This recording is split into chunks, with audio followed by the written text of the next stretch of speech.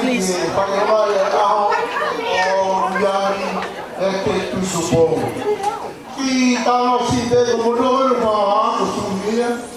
Sumia di poco e di mangi fammi. E vogliamo levare questa toluia. Quindi tu che chi parlano no che guarda canca per i famigli o cari allo tutto. Poi a poco che fai vuoi da fonoma che fai a parlare più e a poco che roa Obrigado, Ponoma, Mumia Beirano, DJ Teuta Fati, pobre amigo Ruti, Luciana, Nai Tutupão. DJ.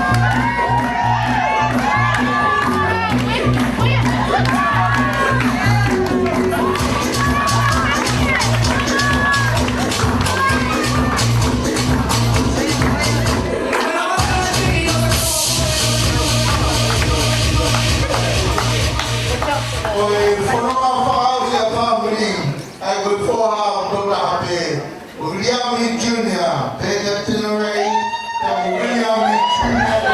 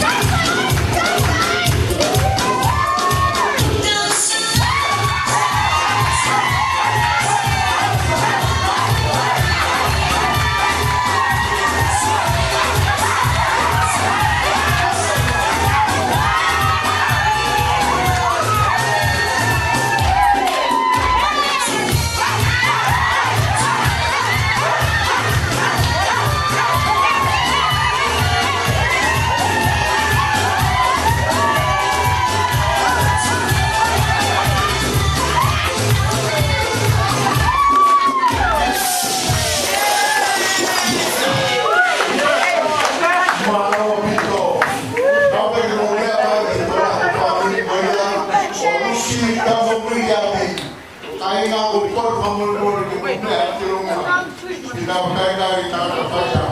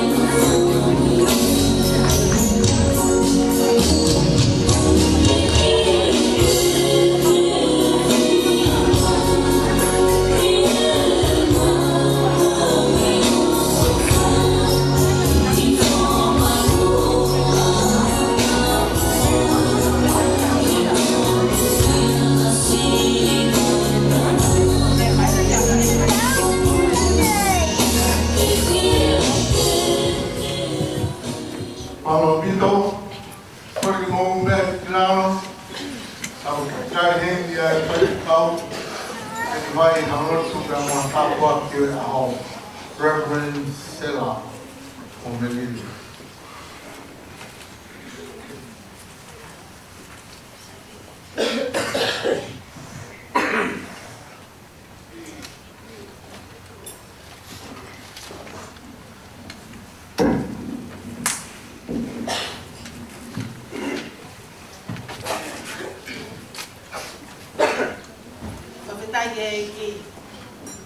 Amen.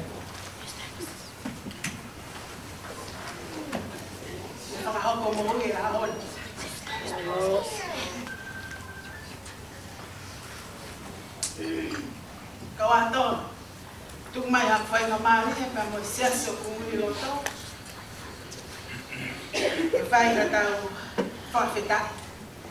Kaya usia, diamyek, tuito mo, makamay na tao, tuito mo fulo, ihahon. Kahili ani teu spela tu tau himi uloaki. Kahili tau himi uloaki teu lawa tu tau lesoni. Kahili teu faya tu a popo. Lesoni ko feeling he honi. Kahili te tau himi ua. Tu faya lot tapua ke aho. Kahili lotu ko kole ke punake ke hua mai. Ai tamai he bani. Dati tau toki whai tāpua whakaero neo whakaosia. Tau katoa whakawetahi o e whia whini. Rako e whorowhora hime o ngāwe anga o e whia whini ko hono ono ngea maa ono o himi. Mo kātāto mea ake. Mo mea pera e tau hiwa. Ko e ngāwe tū ki mua. Ke lau e mālo he o tua. Ke tala e ngahi o wha. Kia te au he tau kotoa. Ko e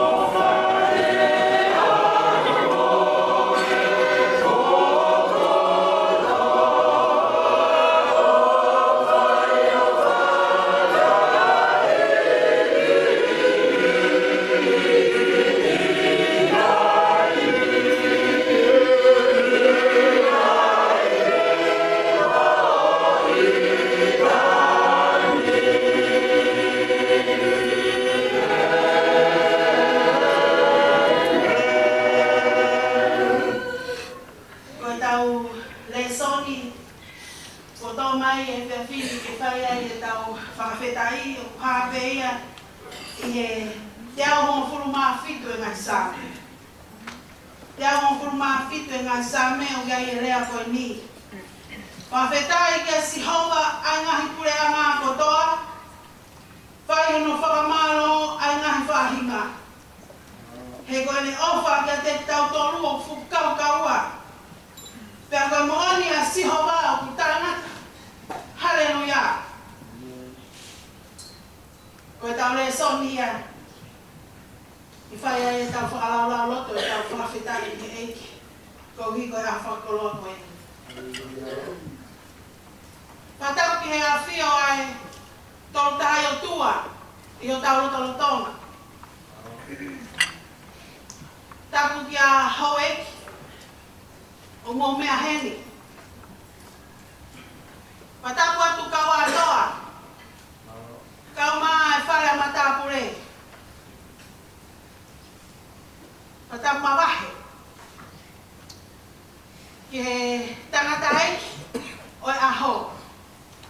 Riami eki tui tupo. Tapu atu ki he waifi o whanga. Kaini ko luti.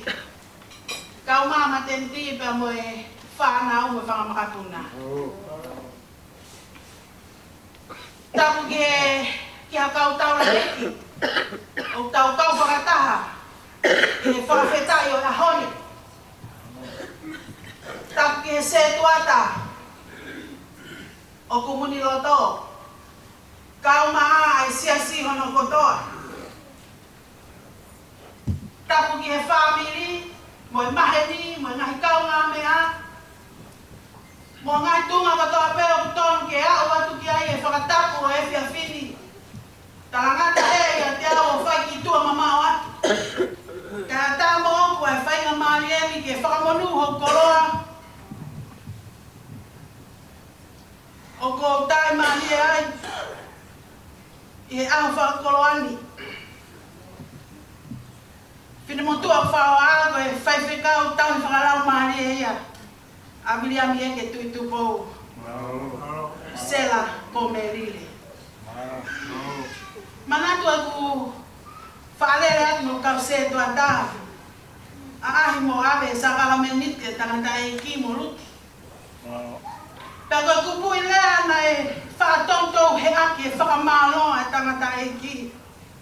Nane pe mai whaiwhekau. Whawhetai be. He kumaho i ngāka ko hamo ui. Koe ahoni.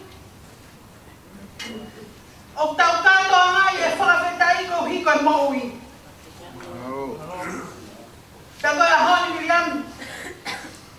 Nā ke talaloto mai pe whaiwhekau te wau ke whitu noa. Maho i ngai a koe mo ui.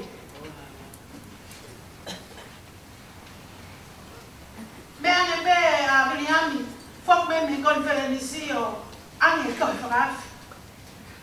Ne pe me whaiwhekau, koe e whai o birthday. Pea umau e whatongi ani ka mawha tuki ho kulo tomo, kula o maari e.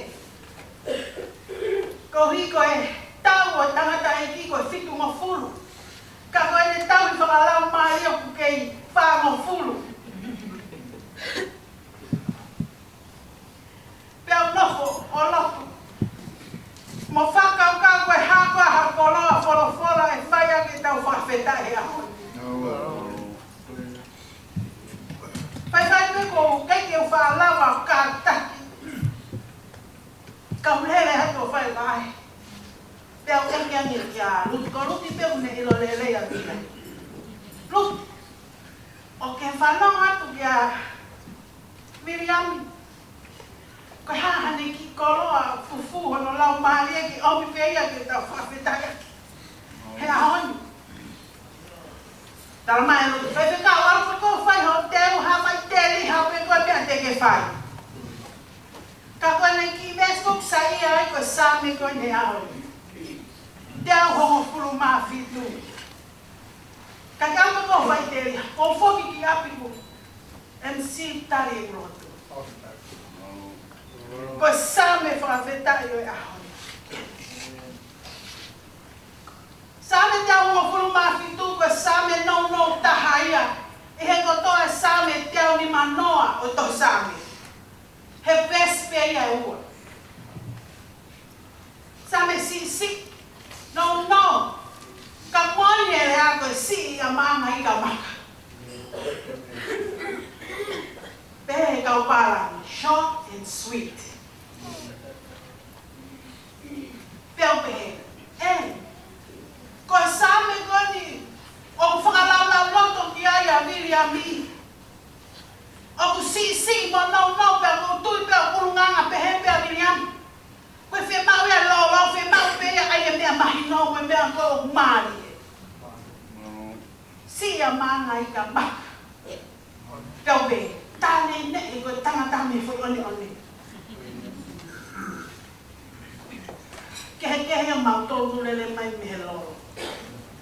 Ko e mau ko e hawai nga. Ika ko le mau ale reva ko wi ko malo no mau. Ko ka tangata me foi oni fili pe ko ika maka pe. No, si. Ai same whawhetai o ea honi. Ka toi pe. Ai mona moe elito nofo he whakakau e whaksame. Pero same ko ni o ku uki, o ku ui. Pero ui ko ia ko ui ki ngai pureanga. Ngai pureanga kaha toa mai. Mama ni katoa pe wiki uhinga pe ke tonga. Mama ni katoa pureanga ko toa. Katoa mai. Pe kai ko ia pe ko e uki ki ngai whahinga kakai ko toa pe. Si i ki la lahi. Matakari ke he ko e uki o e whawhetai ke si ho. Same ko ni. Pau te tau whatonga ngai o ki kai ke toi. Whakakau e whaksame ke tala teu pe toi whakanganga e ne whakawhetai. Ko ne hau pe ana ia ostaha e ne kaira, karanga. Whakawhetai ke si honga. Mau tolu ko tō pe kakai, whakawhetai ke si honga. Kau atoa ko e honi, whakawhetai ke si honga. Luti mai whanau, whawhetai ke si honga. Se tuata kalma seso kumuni lanto whawhetai ke si honga.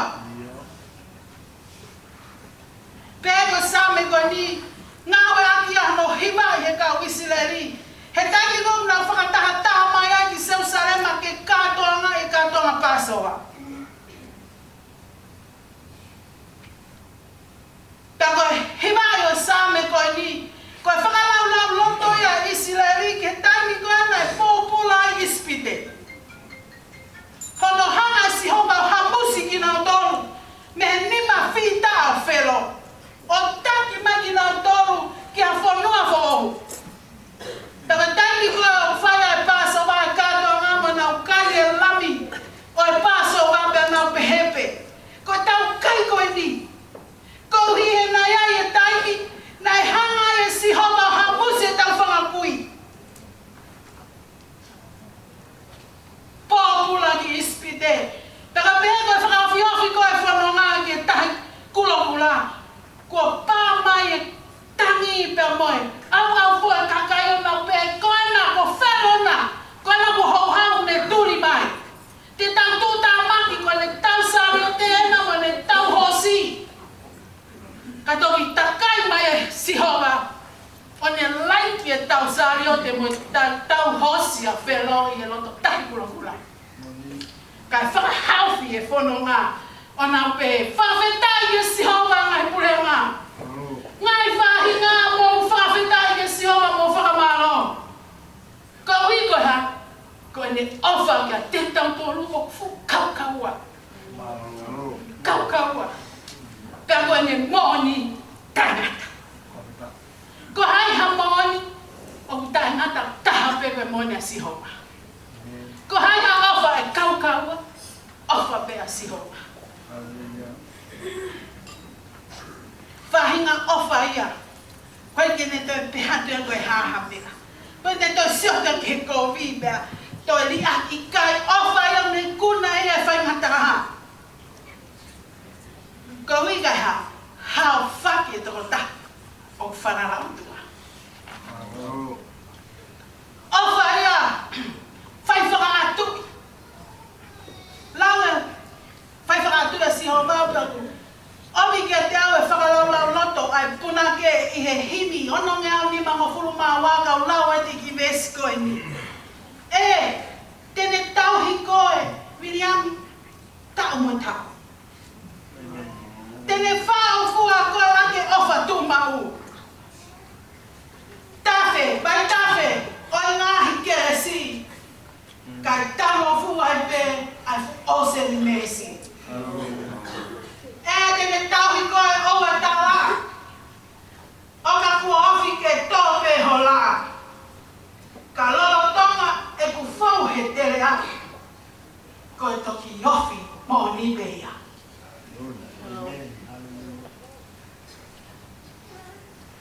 Koe whahinga ofa ia.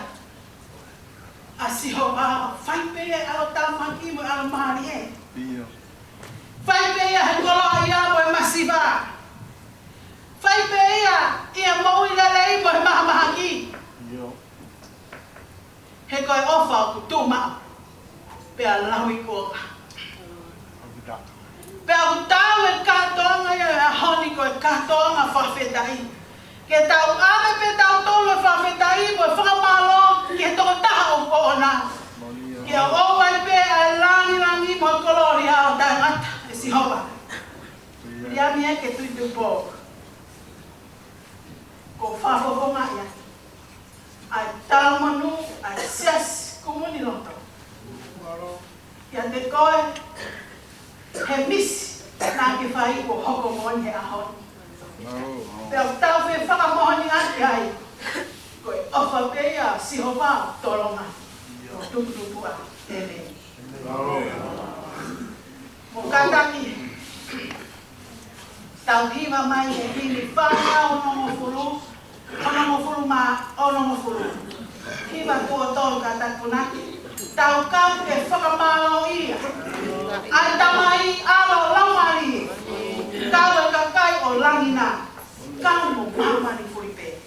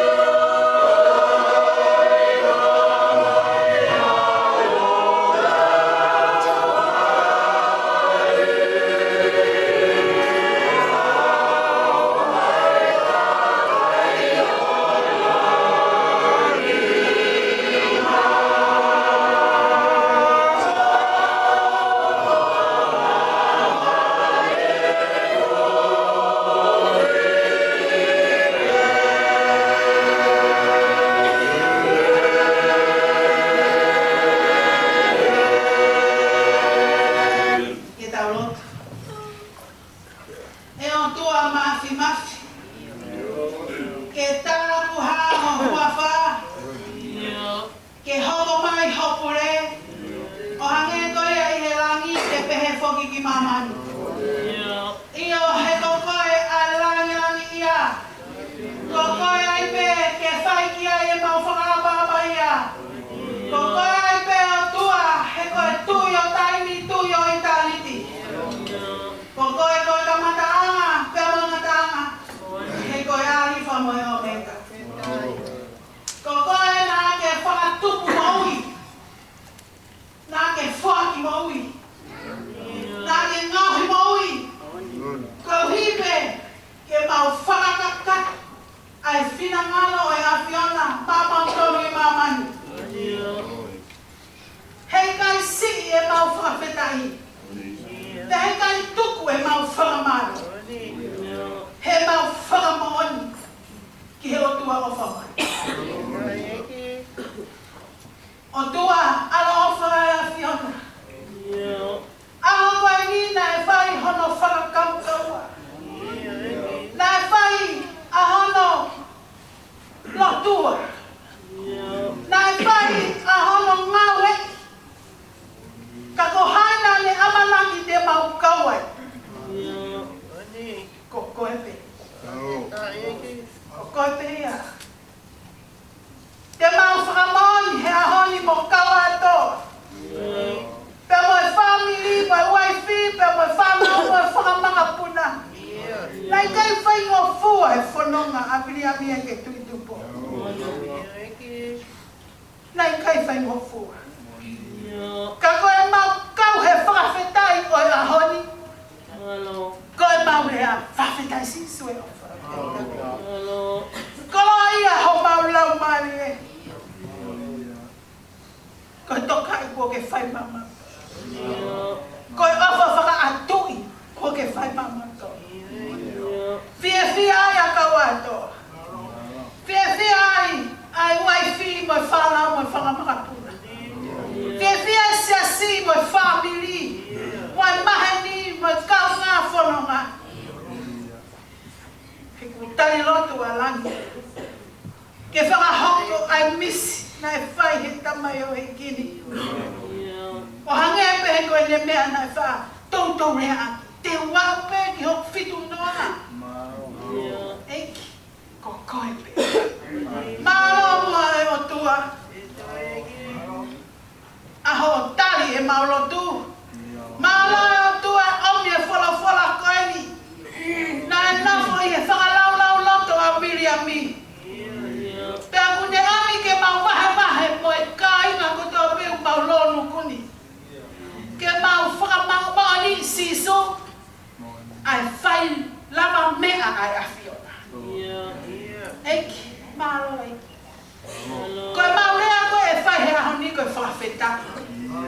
Koe uki o mwhai he ahoni mo e ui o mwhai he pēteri ake o same ahoni koe uki pe o e whakawhetai. Koe ui pe ki mau mani. Mau omi ke tau kau he whakawhetai. Mau omi ke tau whakamoni, koe tau hao mai, koe ofa a sihopa. Io, he koe ofa kaukaua. E o tua ka pauna i kai kaukaua e ofa a whiona, he kai o mautoro e ahoni. Ka pauna i kai ke kaukaua ofa e a whiona, e kehe tala noa o e ahoni. Ka kouhi koe kaukaua e ofa e a whiona. Pe haku mau me i te ai. Mau tangane i ai. Eki, pe a koe mau lot whawhetai mo viri a mi. Koe o atu pe a langi, o atu pe whawhetai. Ke hoko atu hono tauhi. Eki o mau lotu atu. I he kātoanga e a hon. Tauange moho lau maari e. Ke hifo mai ke tau kātoanga. Ke hifo mai o lau maari e o whai ho mau o whaki. Te kai ko ia pe. Ka ke mau o ngoi pe i ho mau lotomo ho mau lau maari e. Ko e lava o e ngāwe. Ko e tataki ai o whai a whio. Tāpu ak mai a sivili a mia ki tui tupo. Tuko e o tua. Ho lau maari e ke loto i ai. E whakatoto la a o ku whai. E oange pe halangi o maa. Ko ele sio mo le whakalau no tō whaipek he a Fiona. Te ofa ke maari e ia a Fiona ai. Te kai ko ia peko si tokoni o whai. He waifi ne ongo. O to whakamoia he mahangia whaka e sino o ka opi kai tukuai. Kai tukuai e whakawhetai. E tuku ke whakakoloa hona loto whanea ke whanau, whafofa, whanau tōlai. Moe whakamahapuna, moe ngahi huse pāniti mai waifu. E koe koloa ko ia me whena. Koloa pia a au. Ko ia e kua mauloto, tāpe kina mai a honta mai o eki. Patuko atua koe haha, kolo kalama kua tutune whamiri ke mau whaia ke mau whakawhetai. Tauangen ke pānam kakala ke ahio. Pai mai ame langina ho mau tāpua ki. Pai mai ame langina ho mau tataki. Patuke hoko whiri anga o e whia whini.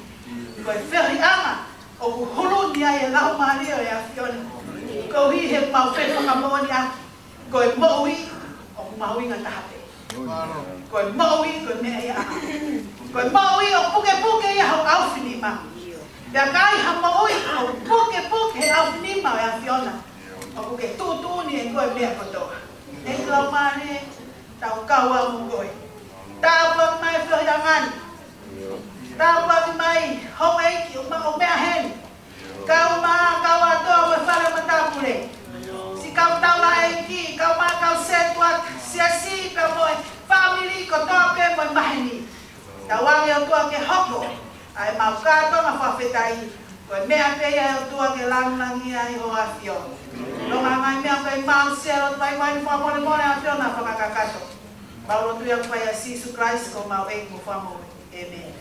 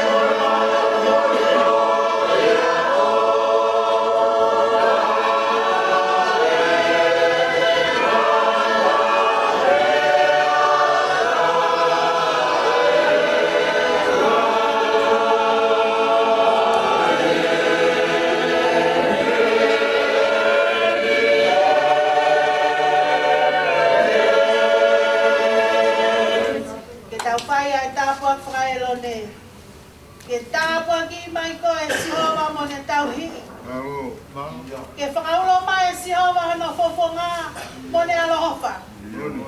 Ke hangai fofonga mai si hawa kia te koe mone atua e merino. Kia te koe mawai peia i he koe ni o au ke ngatanga o moui. Amen.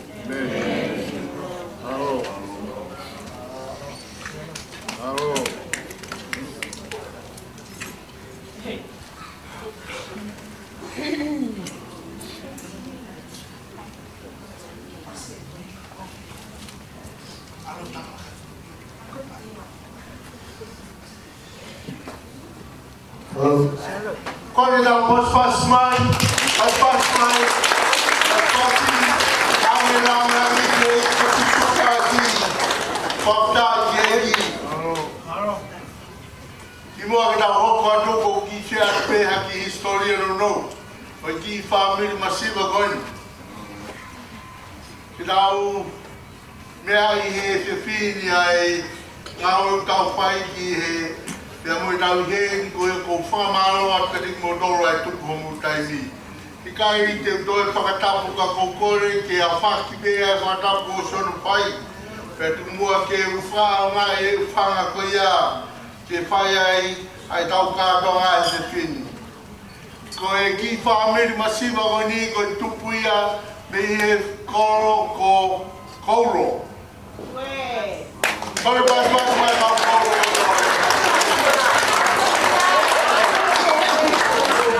Hau ke ai koro kui ko haano.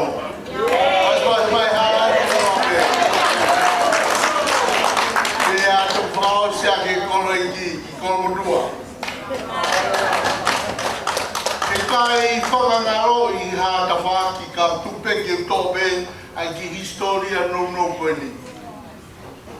Koe ai tupanga e whamiri bea moe kawatoa a roto palasi. Koe kawatoa e no Aotearoa. Tope moia me palasi.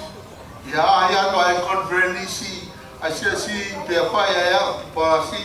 Nai kai ke ia matamure ka pe whare ana pe o wiheni pe tau ke te o kawatoa. Kana e tō ai pe a hono kakala i palasi. He mai e tahini kui ni. Koe kawatoa e na Aotearoa.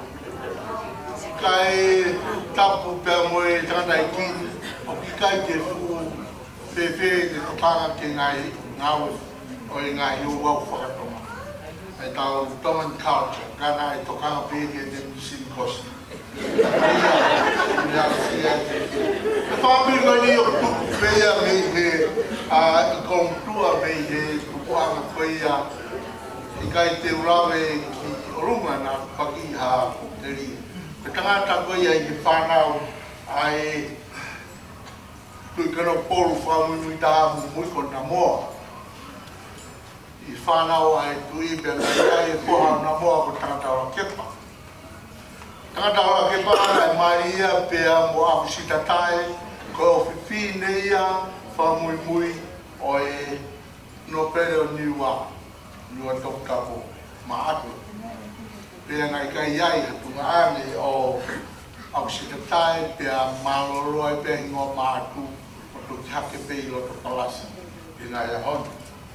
Nei ai rewa ai whanau o tana wa kepa ka mo kita tae pakaua. Ko mere wawa hea pea mo mantu whanga. E tāne rewa mantu whanga pea muata.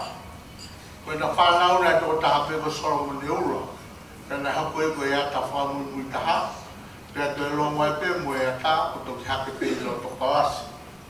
Kana i tā pārilewa a merewa wahe a ia ki haano ki tangata koe poha o pi hanga nā ko Solomon nau.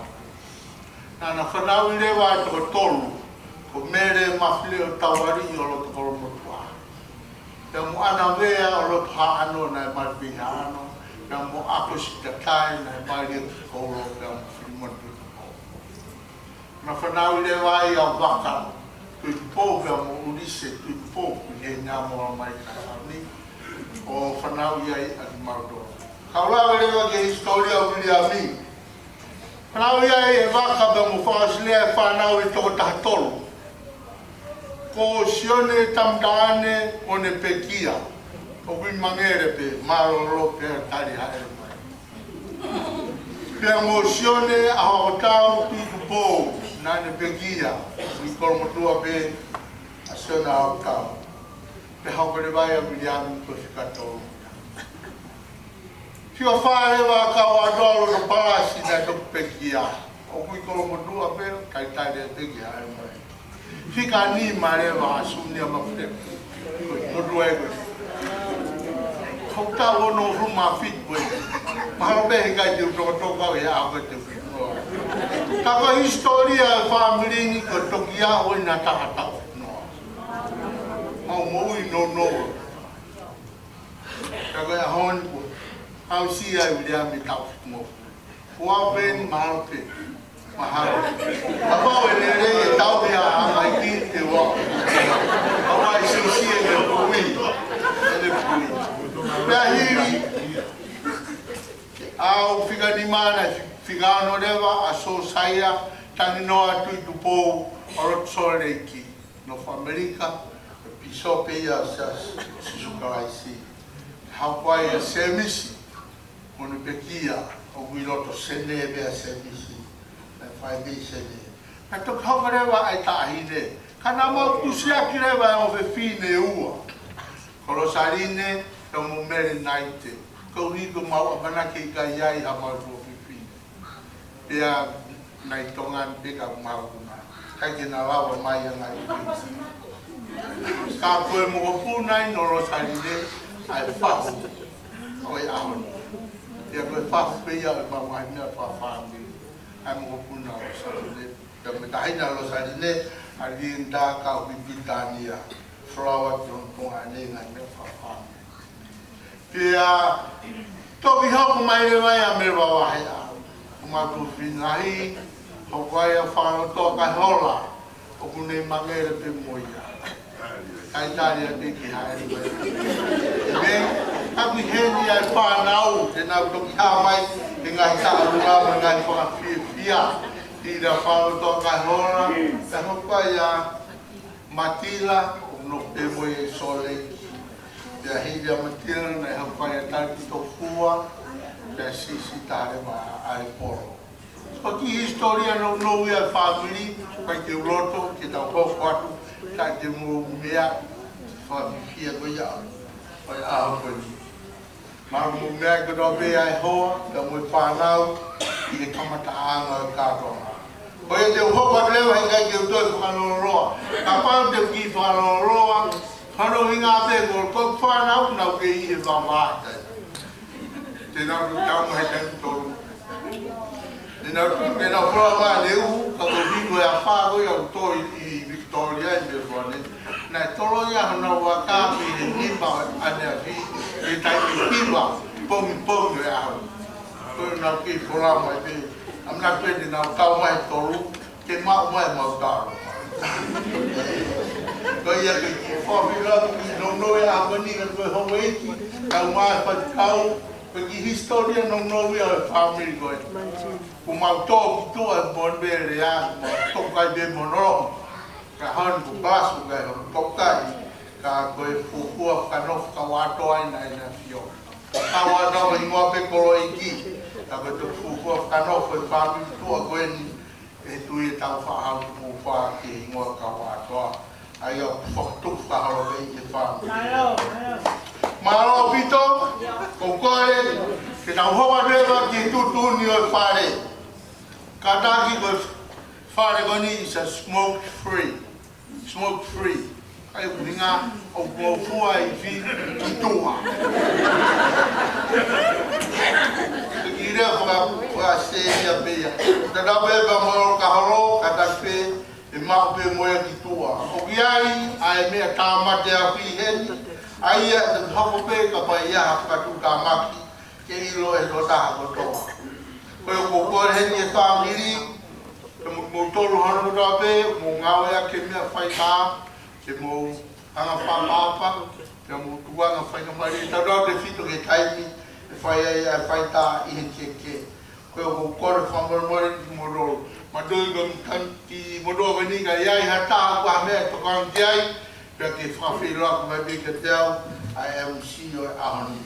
Maro pito, ko kore hini ka mea mieke, Junior, ke ne whai rewa e ki vai ki historia ki Leami project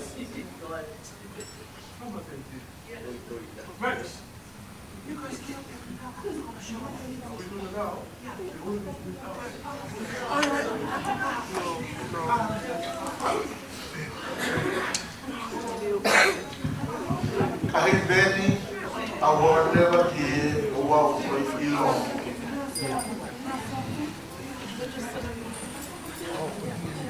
Pergi beli ko historia ko mo ya dia ko mo ayah ayah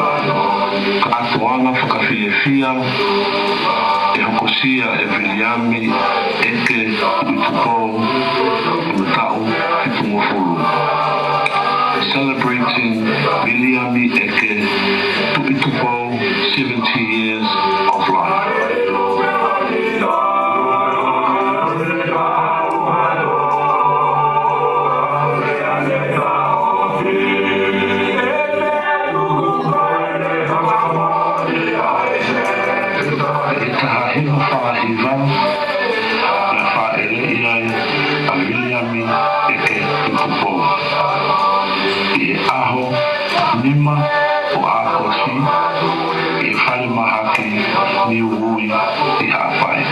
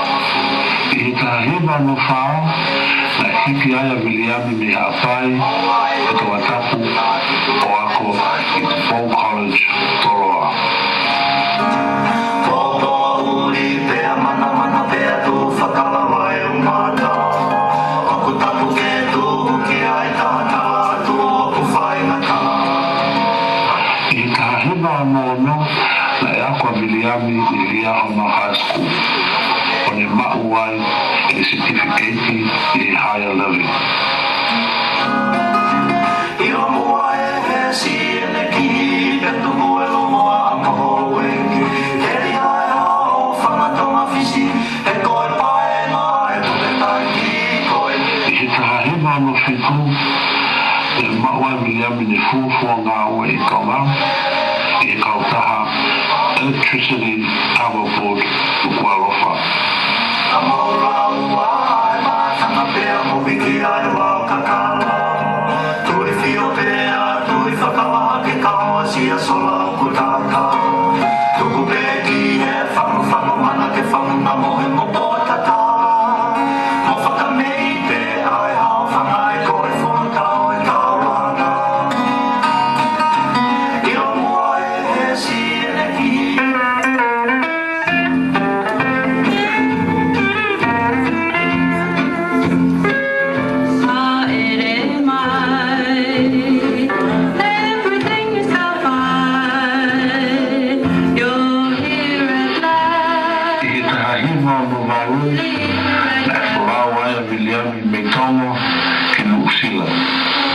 na nofo Viliami I Ponson P Okalani.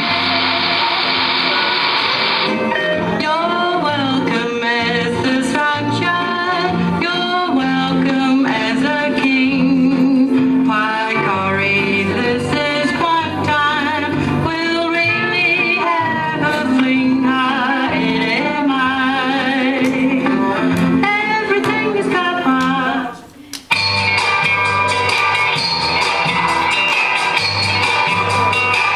I hear something saying.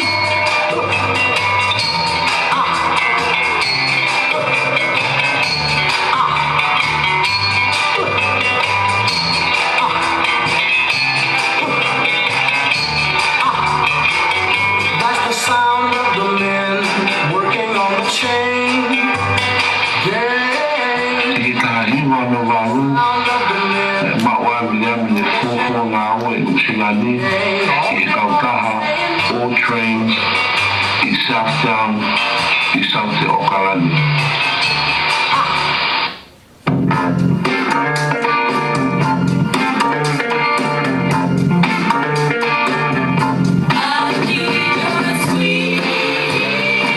Itahiwa hana hiva ngā oe Viliami I Great Northern Hotel I Loto Okalani.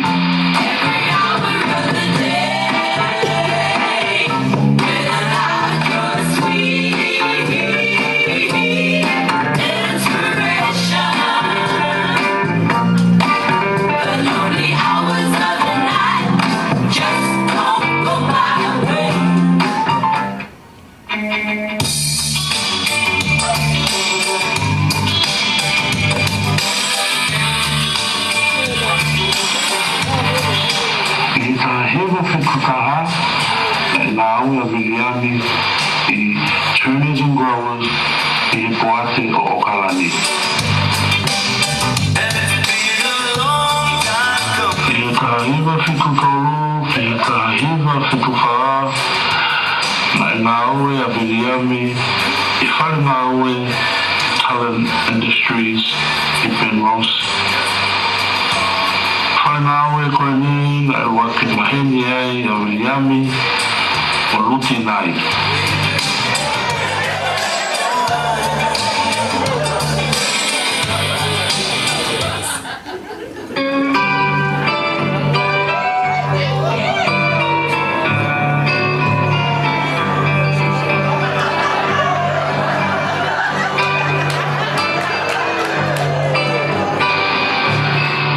Tahiwa Fitufa aho watolu o Novema na e mari ai a Viliami mo Luti Nai me fua motu mo kolo motua.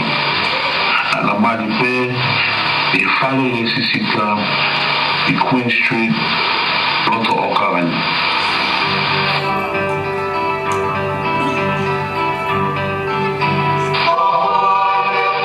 E Tahiwa Fitufa na nofo a Viliami mo Luti I hara na I teni fikani mafitu I Loto Okalani.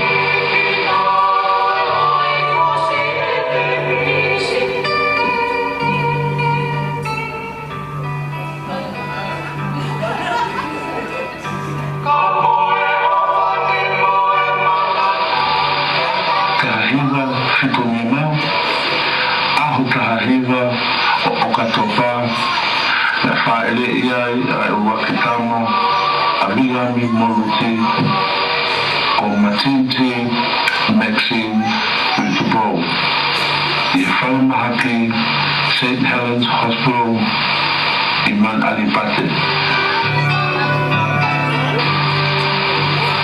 Tahiwa Fitumina na nofo a Viliami mo Luti E halama I teni Shikataha Fitu Fitu.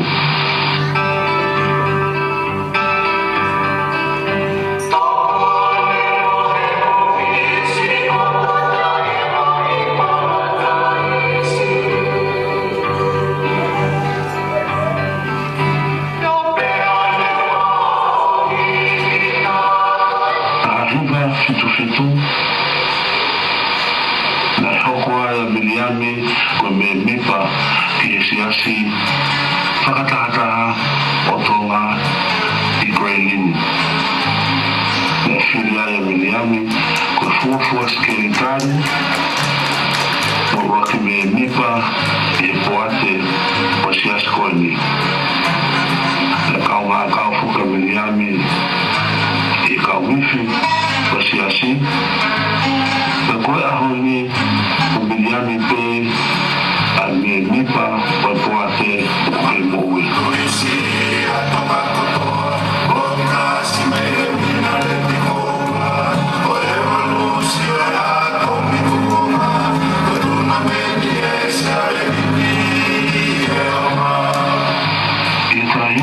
Fiku na nofa Viliami Moluti e fika o noua Sussex Street, Grelini.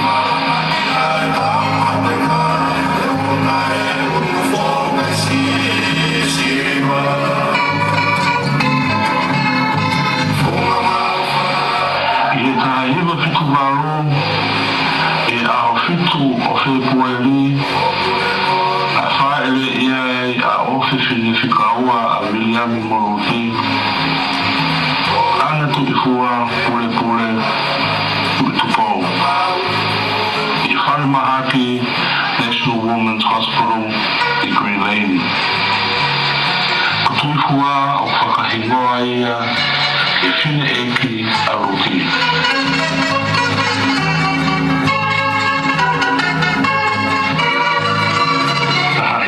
Fiku maru na nofo a Viliami Moluti e hala ariki fika o wataha I Grelini.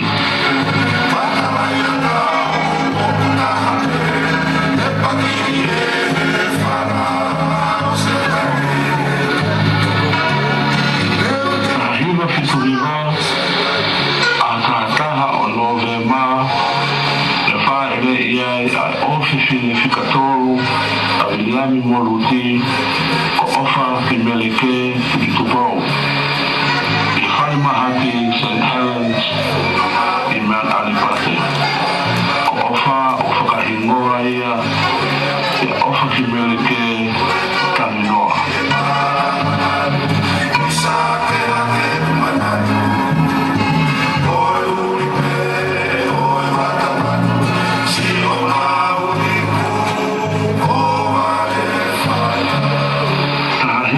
Fipuhiva na nofo a Viliami Moluti e hala Great North Road fika fitu noa wha Grelini.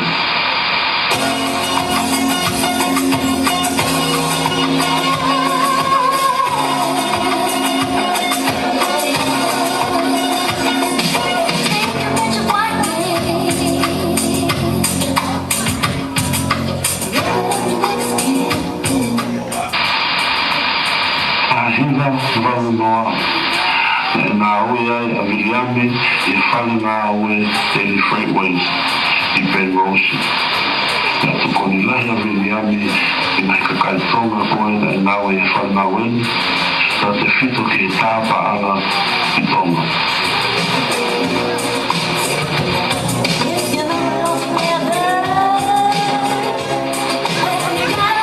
I e tahiva malukara a fitu o katopa pa ele iai a ofisi de fikafa a Viliami Moluti o mele hoko tu I tupou. I whare mahaki St. Helens I Mount Alipate. O mele o whakahingoa ia I whae a Viliami o mele hoko Whilimoehala. Ahiva valu ua e fuafua kumi ai a Viliami Moluti e na ua ki ati. I hala princesi fika o no ua I loto o tahuku.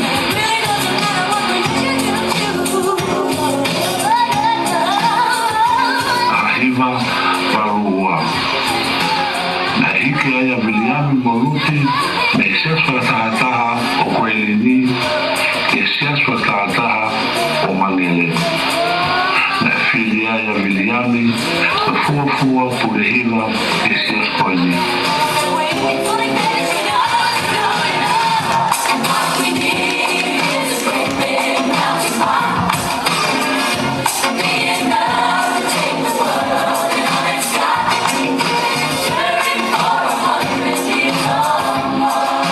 Tahahiva Varutolu, Aho Wanoa, Fepueli, Rafaele Iai, si taha Rafanau o Viliami Moluti, Pekona Urwa Soha, Viliami Vitupo. Ko Viliami Rafaele Ifalma Hakimi Tolomoa Immanuel, Ilotosate o Kalani.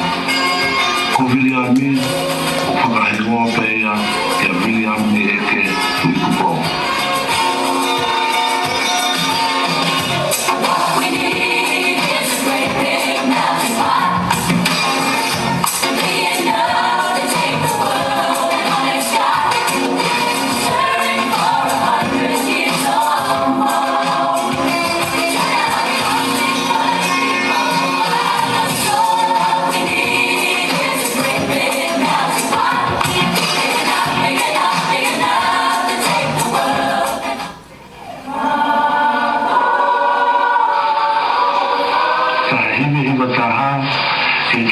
Hiva wa na hoko ya Viliami Moluti ko me mipa o siasiwe siriana tawatai na otonga inuusila iloto otahuhu.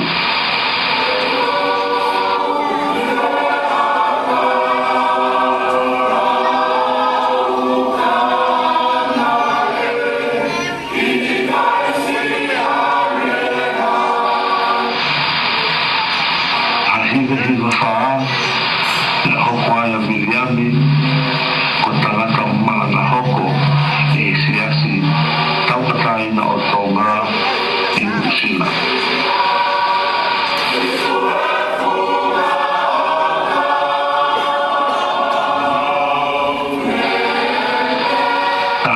Hiva ono na emari ai atahini fikaua a Viliami Moluti tuifua ya sioi kai hau e havelu roto ne ya fuwavau mo panai hapai.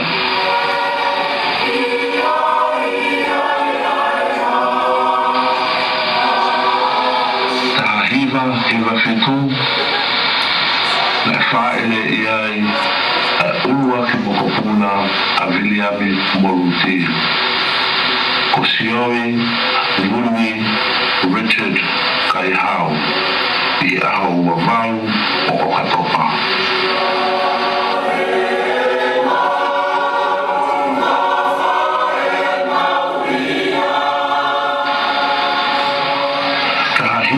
Hiva valu na emariai ai tahini lahi o Viliami Moluti a matenti e fusufunua la sike e nuku mo navutoka.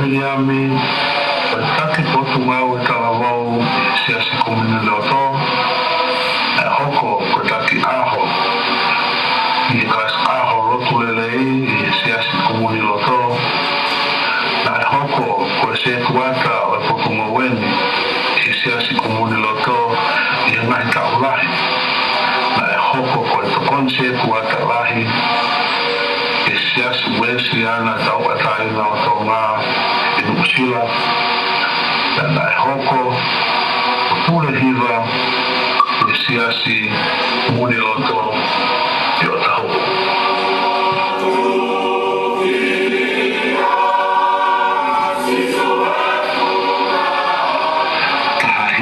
hiva ni mā ki e ua ase mā waru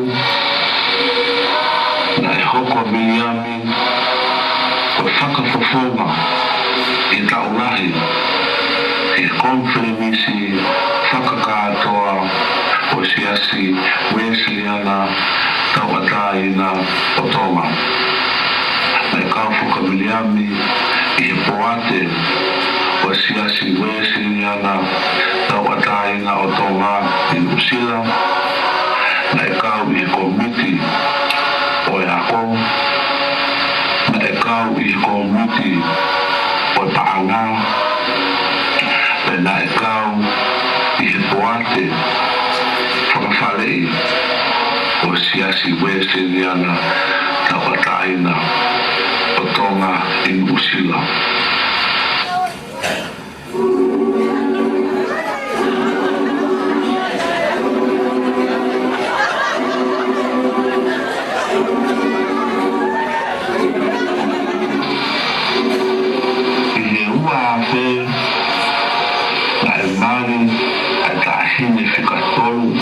Miliami Moluti, ofa kimeleke, ya vini talo mafi, ni hauma ewa, unamu toka tongatau.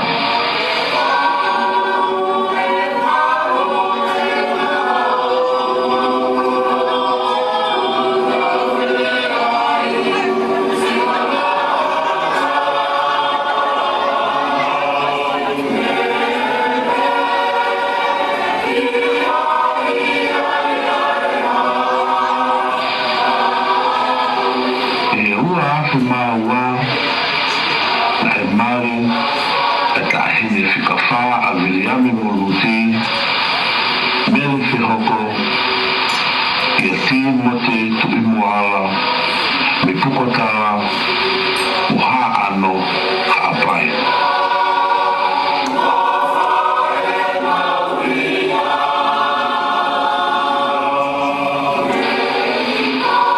E ua awhimani ma, na filia ia Miliami, o sea, e misnale tuku mo ui o siasi Wesleana tauataina o tonga i o tahuhu umuni i loto.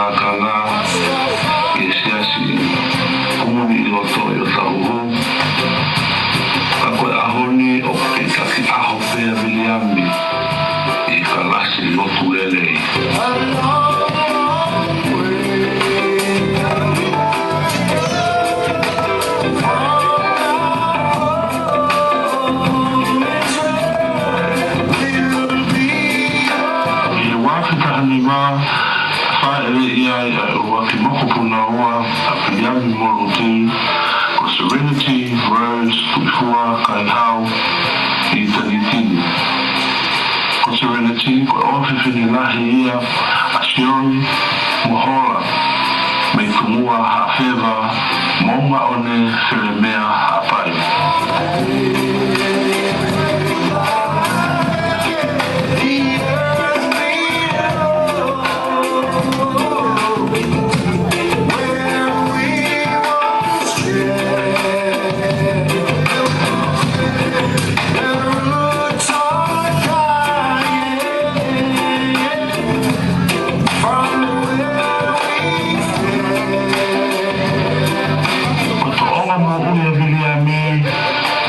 Talata o Puangarelei, Fuaki, pe ofa I hene tui fa Kristiane, ofa I he famili, I he siasi, pe moe whanua.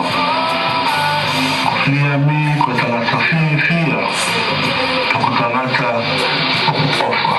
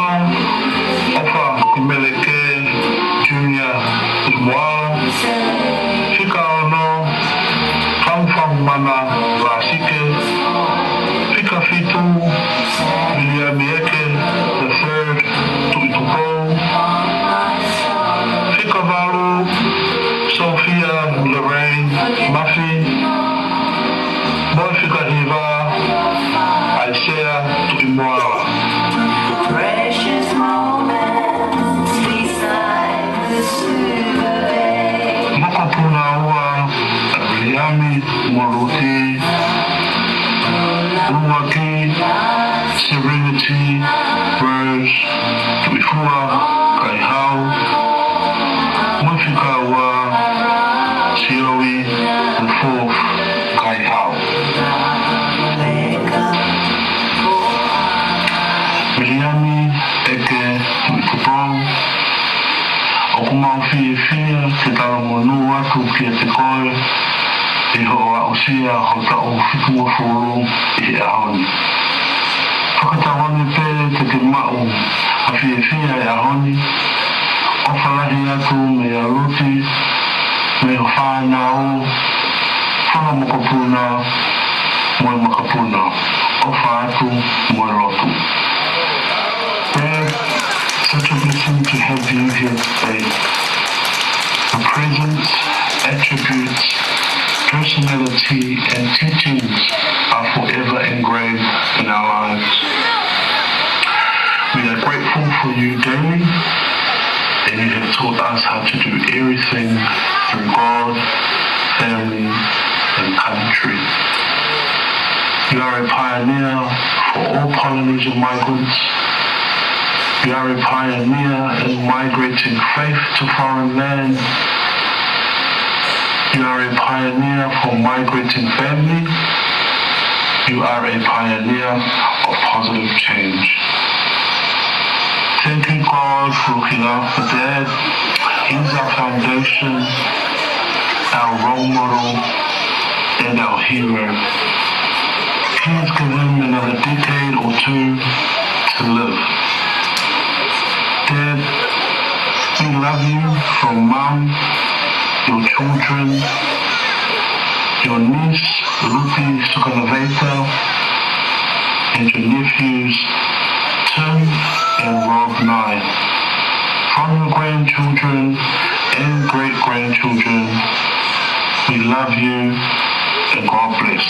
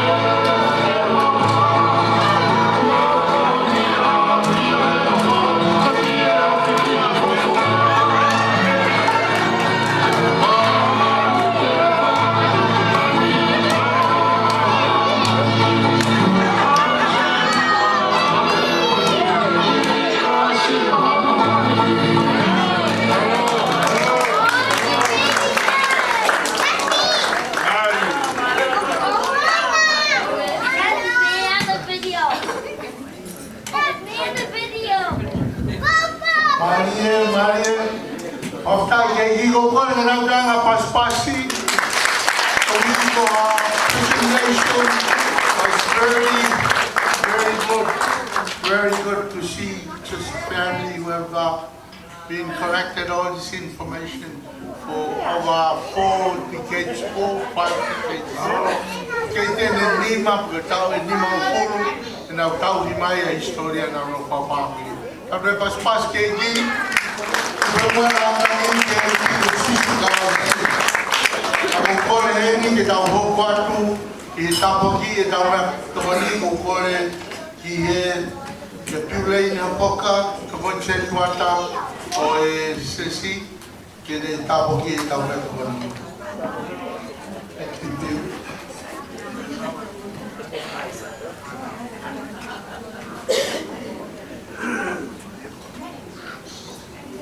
Roa kawa kore te punake bua mai bebe se ta ni mata noa si su ke mak mau ka mai me poto tare ni tinga ta fa nau fare me koro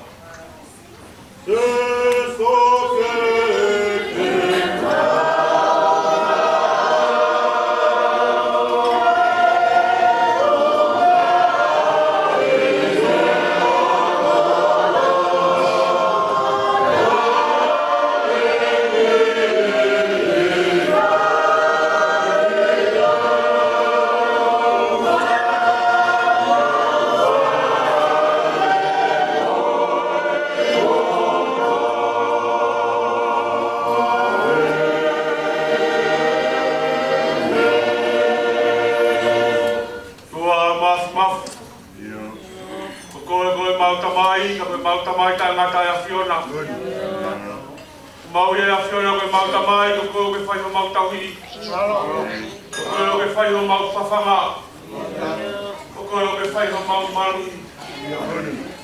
Ko tu ya Fiona ko tu ofa.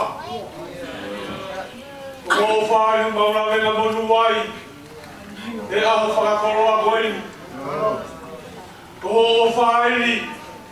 O fai no mai mai o via mi tudo bom com os profetas e com os trabalhos o ai de lá o mau fia e ao falar com o ele então o hau com o pai de mau ui e mau com vata hai e com Miriam e reze vini reze profeta e com os trabalhos eu me cai puri que a Fiona ai quando mamãe me o mau lá ele a Fiona na faya William ni mo ka ko no na pa yo ka ko ni au sia no ba ka mai no tau no ko le a be ya ho ni ko profeta maro ai ke o maro ho tau kai faya mari ai pioneer o sas brasiliana o ta hu ni é essa fim ko maro tu ya ko profeta ai pe ko maro ke me ko fai